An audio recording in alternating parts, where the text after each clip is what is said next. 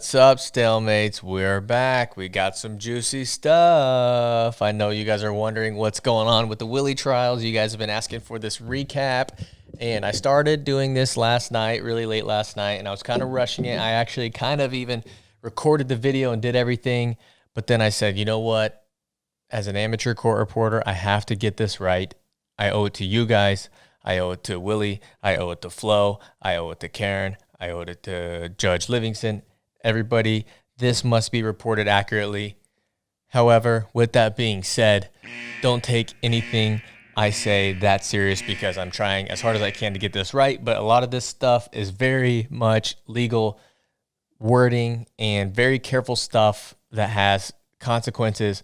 So take it for what it is. I'm going to try to give you guys a meat and potatoes. There is like 12 hours of court footage that I have watched, and I'm going to try to get through it. So I'm going to try to give you guys the key bullet points from both sides and what each side is trying to argue. However, this is very much the beginning.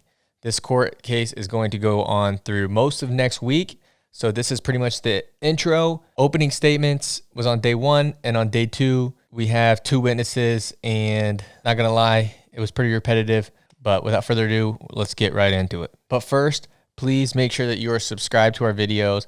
Give us a thumbs up, drop a comment below. That tells YouTube that you guys are enjoying this content, and then we can get more viewers on board. We can grow all together. We can keep going with this thing. I'm having a good time doing it, so please give us a thumbs up, comment, subscribe, turn your notifications on, all that. That'll help us out deeply. Let's get into it.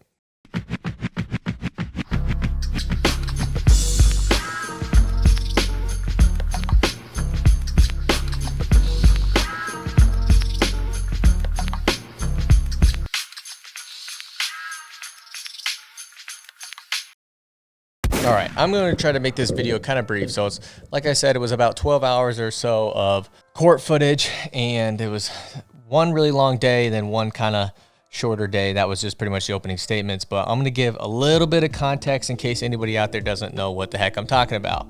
I am, of course, talking about the case between Rockfin and Willie Saylor versus Flow Sports, and this whole thing is about a non-compete.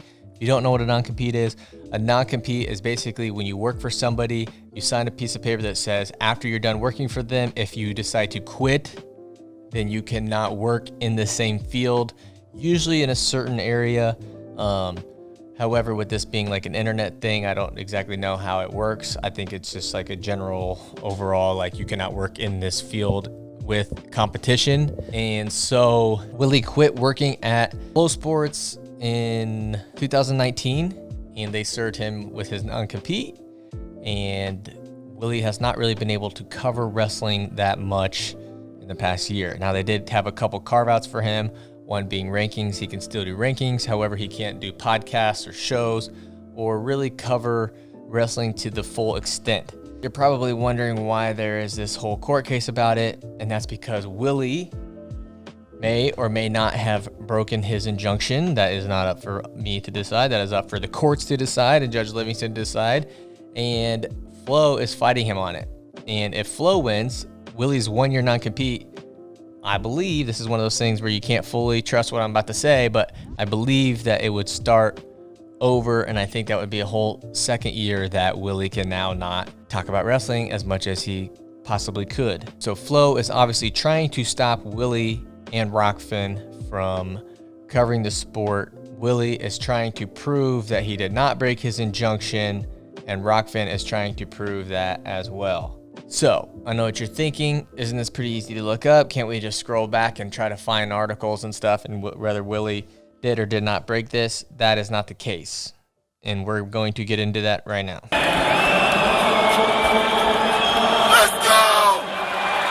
Let's get into the opening statement. So the opening statement starts off with Karen/Flo, and she starts off with her own moniker where she says a deal is a deal. Now, what she means by that is Willie signed this non-compete. A deal is a deal. You can't compete for 1 year. And the first thing that she brings up is Martin Floriani, who is the former CEO and founder of Flow Sports. He actually still owns a large majority, I think the majority of Flow Sports. And he now started his own platform called Rockfin. So he left Flow Sports after a dispute or something like that, and now he started Rockfin. Now Rockfin is a platform similar to YouTube that they pay their content creators, I think, a larger portion than YouTube, and they also pay them in cryptocurrency, and it's their own crypto, which is called Ray Token. And it's just kind of supposed to be a more content creator friendly platform than say a YouTube or something else. Now, their platforms kind of differ, or I should say, I think that they differ. Flow Sports is more so like, I would compare them more to like an ESPN, where they host live events, ESPN Plus, and they also have content, aka their shows and podcasts and everything else. Flow Sports also covers more than just wrestling, as does Rockfin. Rockfin, you can be a comedian, you can be a wrestler, media person, you can be whatever. Basically, just similar to YouTube, you can do whatever you want. People can pay for your content, yada, yada, yada. So she says that Martin recruited Willie pretty hard to Rockfin. She cited that Martin called Willie his flywheel. Martin also flew to Pennsylvania to recruit Willie. She posted a picture in her little slideshow thing of Willie and Martin hanging out at a bar. Martin also sent emails to Willie saying, you know, I need somebody in the trenches. I need somebody to help me get this thing going. So in Martin's eyes, Willie was going to be the captain of this ship in a way. And they actually also gave him health insurance, some benefits, and a bunch of other stuff. So it seems so, as Karen is presenting, that Willie was more than just somebody who was an independent contractor for Rockfin. And one thing that I found interesting in this was Martin sent Willie a pretty endearing email where he basically sent a link to this article written on the site Medium about Adam Hunter, shout out to Adam Hunter, where Adam Hunter made $45,000 in his first month on Rockfin. Martin says, "I would love nothing more than for this to be you. It should be you. You are worth it." Martin also texted him where he said, "I started to warboard it out. I'll send it to you." Willie says, "Awesome. My wheels have been turning." And then Martin also says, "What do you need to make this a no-brainer?" Couple other stuff. You guys get the point. Martin wanted Willie. That was his flywheel. He went out and he got Willie. So that was kind of the first part of her opening statement, or her argument, should I say. The next thing that she was trying to present was openly admitting that he broke his injunction and that he was aware of breaking this non-compete, where Willie had sent some text messages and some emails to certain people, one of them being your boy Christian Piles, where Christian Piles kind of called Willie out saying, "Don't do anything brash," and questioned Willie on not competing right away. And Willie responded with, "Not immediately compete? You think I was going to become a school teacher? It was either put stuff on Rockfin or start my own site. Anyway, I think you're missing some info." Willie also had a text message with a guy by the last name or first name Bashada. I'm assuming it's Don Bashada. I imagine there's not a lot of Bashadas out there, but if you guys remember in the previous video that I did, Bashada, I could be getting this wrong, but he is the former founder or CEO of Scrap Life. That's kind of a side minute point of this whole thing, but nevertheless, that's who I think he was text messaging. But Willie texted him and said, sort of intimidated that going with Rockfin might be against non-compete. If they fight it, I'll put them on blast publicly. In which he did. She put up some tweets that Willie had said in the past. You guys may or may not remember them. Calling out Nomad, calling out Flow Sports. It was all kind of, the proof was in the pudding with that one. The proof was in the pudding. She also mentioned that Willie was a W-2 employee with benefits through September, which was just a couple months ago. They mentioned that Willie accessed Flow's Periscope / Google Suite after he left so that he could take rankings from Flow and put them on Rockfin. However, the rankings at Flow, at least in my interpretation, were Willie's own creation. That gets brought up later in the case on day 2 that I believe. So, I mean, it's not like rankings are one of those things where it's pretty like cut and dry. There's not a lot of difference. Like was Willie supposed to rank people differently because he ranked them one way on Flow, and because there's a non-compete, he has to rank them separately and differently on Rockfin? No, that was his idea there. So obviously it's still going to be his same idea at Rockfin. That's okay. I'm trying not to give my opinion on this thing. I'm just trying to shoot it down the middle, but that one I thought was kind of ridiculous. And that was a carve out. One of the carve outs was that he could do rankings, but they didn't like that he was accessing information or Google Suite that was Flow's. And since he no longer worked at Flow when he left, they didn't like that he was still accessing stuff that was his previous company. So I get it. I get that as well. Now, this is where things get kind of interesting. They talked about how much Flow Sports did for Willie. He went from 100 Twitter followers to 22,000. They flew him around the country. They built Willie an at-home studio so he could work in Pennsylvania instead of Austin, Texas. And they also mentioned earlier in the opening statement that Christian Piles will be one of the witnesses later on. Really looking forward to that one. And so that was pretty much everything that Karen had to say, just kind of presenting all the details in this case. The next lady was Martha Dickey, who I believe is Rockfin's lawyer. Martha Dickey, she didn't really say much, but she did have really one kind of hilarious quote where she said, Willie Saylor is a journalist. He is a noisy and opinionated one. They're on the same team. He sometimes runs his mouth before he thinks about his words. He's a critic. He speaks his mind. He pushes his opinion. He's provocative. Period. That's all I'm going to read from her opening statement. The next one was Carl Soltero, who is Willie's lawyer. Correct me if I'm wrong. And Carlos Soltero, his job is trying to say that Willie left Flow not because he was recruited by Martin, but because he wanted to. And this is interesting because he talks about the conflicts in 2019, which made Willie leave. And it sounds like it was a conflict between Piles and himself, Willie. And they put Willie on a performance improvement plan for criticizing a college program that Flow did not want to damage relationships with. I'm glad that came out. That was something that came out in this trial that I'm glad that we finally got to hear out in the open, because as a previously former FRL listener, I felt like there was things that they didn't want to talk about or couldn't mention because of the backlash that they would receive. So I'm glad that we finally got that out in the open. I think that was pretty obvious, but Willie no longer wanted to deal with that, so he left. And after he left, he said, I'm done. Flow cut him off from everything. They sent a private investigator to Pennsylvania, and they took away his stock options. That was pretty much all the opening statements. A lot of that stuff, if you watched my previous videos, was stuff that they talked about in the pre-trial. So not a whole lot of new stuff. We did get to see some text messages that we didn't get to see before, some emails that we didn't get to see before. So all that stuff was cool. Now, day 2 was the witnesses.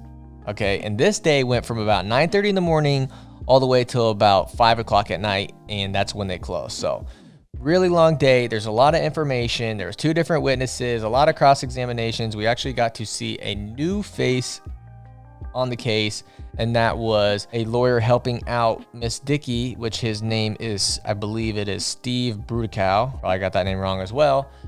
But Steve was on fire. He was good. And I'm glad that he took the case of Martha Dickey, because I think he really opened this case up a little bit. Now, I'm not going to go over every little thing that they questioned these guys on, because a lot of it was questioning what they did at Flow, trying to break down the semantics of streaming and digital content media and video content media, because that's one thing that they were really trying to break down, was the difference between the two. So that's kind of what the majority of the day was filled with, but there was some interesting tidbits in there that we're going to get to. Now, the first guy that they had on the case was, or the first witness that they had was Phil Windler. And Phil Windler is a Flow Sports SVP Global Rights Acquisition something. And what that basically means is it was his job to go out and get the rights to certain sporting events or wrestling events. And the second guy they had was Ray Machuca, who was the Chief Content Officer. We'll get to Mr. Machuca later on in this video. So Phil Windler, first witness, his job at Flow, acquire rights to live events. He said that he started paying attention to Rockfin when Rockfin started working with athletes, wrestlers that Flow was working with. I believe that was probably Ben Askren, because Ben Askren was a big Flow guy, or is a big Flow guy, and now he is a big Rockfin guy. He's playing both sides. We made the meme. He responded. It is what it is. Then when Willie started putting content on Rockfin, they started paying attention even more. And then most recently, the live events with the NLWC. That's the event that we saw on September 21st. And he also talked about how Willie was a leading voice at Flow through his own work and through his company's promotion. So he does give Willie a little bit of credit there, saying it wasn't just Flo promoting him, it was his own doing. I think he also said that Willie was an endearing, likable guy, which is funny that a lawyer that's kind of on Willie's side, Martha Dickey, said that he was loud and obnoxious, and then the witness that's on the other side comes in and says he's a likable, endearing kind of guy. Found that to be kind of funny. They also talked about, they brought in some examples, some context of how Rockfin and Flo are competition. One of the things that they brought up was Powerade tournament with PA Power Wrestling. Now, if you're a part of PA Power Wrestling, you're probably pretty happy because you guys got a ton of free promotion in this. That seemed to be like the leading example of things that to bring up was a lot of the stuff that's going on at PA Power Wrestling, because PA Power Wrestling is a Rockfin channel, and there were some tricky things with advertising that they were kind of trying to dispute. Nevertheless, you got a ton of free promotion, so kudos to you. Another thing that they brought up was the similarities between Flo and Rockfin. One of them was a bundling effect, and what that means is, that's a term I guess that they use at Flo Sports, where if you are a Flo Sports subscriber, you pay the $150 a year, whatever it is, I can't even remember anymore. You not only get Flo Wrestling, but you get Flo Track, you get Flo Rugby, you get dance, cheerleading, the yada, yada, yada. Now, they claim that they don't do just sports. So because they're claiming that, they're trying to, I think that the only reason why they're trying to say we don't do just sports is because Rockfin doesn't do just sports. So they're trying to draw similarities as much as possible. But we all know at Flo, it's literally called Flo Sports, that they pretty much only do sports.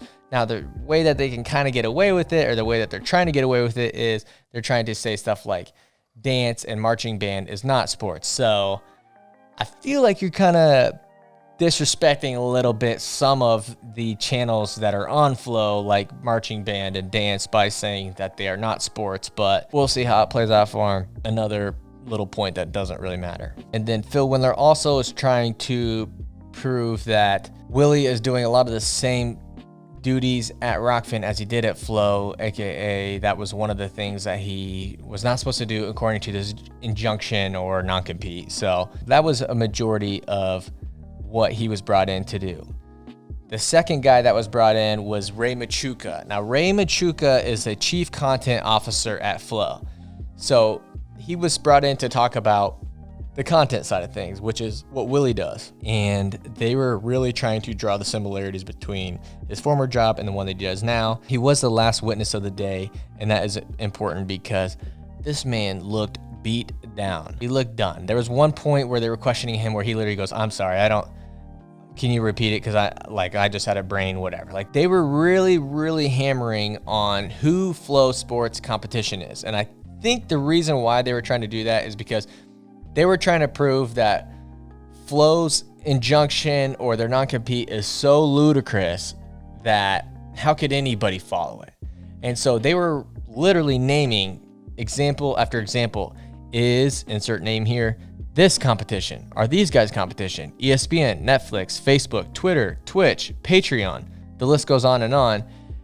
They were listing as many as possible so that way they could show to the court that, look at this injunction. It's insane. Everybody's competition. Anybody that's competing for eyes is competition with Flo Sports.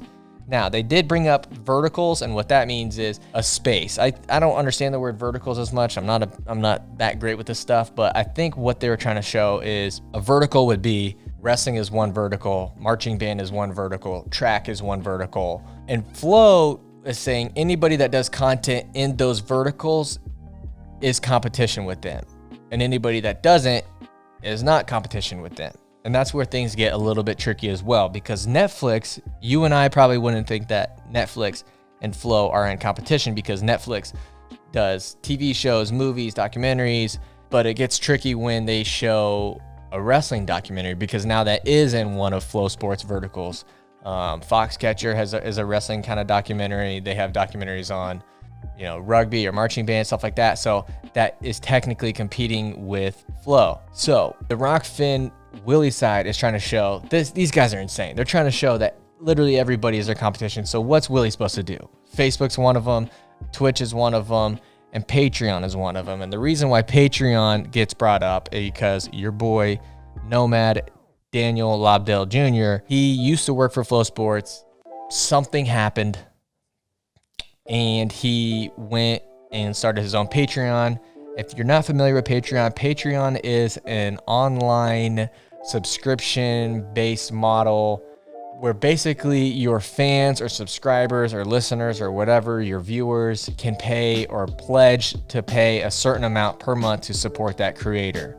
So they have different kind of like levels. So you can pay $5 a month, you get this amount of content from Nomad. You pay $10 a month, you get this amount of content from Nomad. Or you can pay $15 and get as much as you want from Nomad. So it's kind of like Rockfin in a way, but Patreon has really nothing to do with the wrestling world. It's just kind of any content creators. There's a lot of podcasters that use Patreon. It's basically just a way that you can get paid as a content creator compared to like a YouTube, which doesn't pay anything.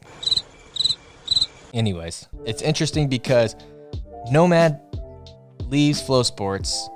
He goes and he's still covering wrestling on Patreon.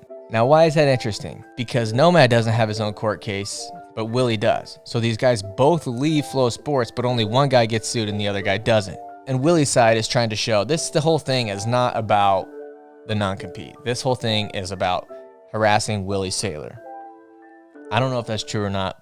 That's just what they're trying to prove. And one thing that they bring up is a tweet from Spay, where Spay basically had a tweet promoting Nomad's Patreon. And they're showing like, look, even Flo is supporting Nomad in his new adventure. So they're trying to prove that this whole thing is a calculated hit on Willie and not so much about the actual injunction itself. Now, this whole Ray Machuca witness thing gets very interesting at the very end when they bring up Roku. I'm not kidding you, for like hours and hours, they were going over who exactly is competition with Flo. And I'm sitting there watching this thing and I'm trying to think, where are they going with this? Like, I think we know at this point. There's a ton, they see everybody as competition. Basically, anybody that's going to take off Flo is our competition. But then at the very end, when Ray Machuca is getting worn down, when his gas tank is on empty, they start going and talking about Roku. And so I'm thinking, okay, this is getting interesting. You know, why Roku? Now you got to remember, Brudicow is replacing Martha Dickey, and I think Martha Dickey is more Rockfin's lawyer than Willie's. And he's making the Roku example because he is trying to draw the parallel between Roku and Rockfin. And why is he doing that? Because the whole day, Flow Legal and the witnesses have been trying to say that Rockfin and Flo are in competition because they do similar stuff. Now, Rockfin is trying to say, now wait a minute, we don't do content. People sign up, they have their own channel, they are all independent contractors on Rockfin. We are just the host, we are just the platform. And that's why he's comparing it to Roku. Now, the witness, Ray Machuca, is saying, I don't know, like Roku does not make content. He makes this weird thing where he's saying the internet is not competition because the internet, the pipeline or whatever, doesn't make content. They're just the internet. They're just a platform. Bing! That is what he's trying to prove right there. And that was the haymaker in this case because he was trying to say, you know, the internet doesn't go and make content. Well, guess what? Roku and Rockfin, they don't make content either. Roku hosts different platforms like Netflix, Disney Plus, ESPN Plus, Hulu, whatever. Rockfin, they host different platforms. PA Power Wrestling, Matt Scouts, IA Wrestle, you name it. At that point, that was the end of the day. I think if you're going to chalk it up for anybody, I think it was a W for Willie and Rockfin. I think that they had the better lawyers that day. The first witness did a pretty good job. The second witness, Ray Machuca, I think he lost. I think he was beaten down. And I'm probably leaving out a lot because there was literally 12 some hours of footage. But that was kind of the overall gist that I got from Twitter and a few other people that I talked to. And myself, that was kind of majority of what I took away from the first thing. So did Willie break this injunction? I don't know. But his side was trying to say, let's really look at this injunction. What is it? It's insane. Everybody's competition. What's this guy supposed to do? Like Willie said, what was I supposed to do? Become a school teacher? That wasn't going to happen. So Doesn't matter what I think, it matters what Judge Livingston thinks, so keep that in mind. And one more interesting point that they brought up too. When Willie signed this non-compete, it was, I don't know how many years ago, it was a long time ago, 2011 maybe, I can't remember, but they have switched their business model a lot since then. So that's another thing they're trying to prove is like the non-compete that he signed back then is way different than what Flow Sports is now. So that's another thing to keep in mind. Hope you guys like this video. I hope I wasn't too confusing. There was a lot to take in. I hope you guys enjoyed it. Please give this video a thumbs up, drop a comment, share it, subscribe, turn your notifications on. In the link down below, we have the merch, Stalemates merch. Check it out. Got the hat on, bucket hats. We also have these face masks. Make sure I have it on the right side up this time. Just like that, you guys can stay safe. Thanks for watching.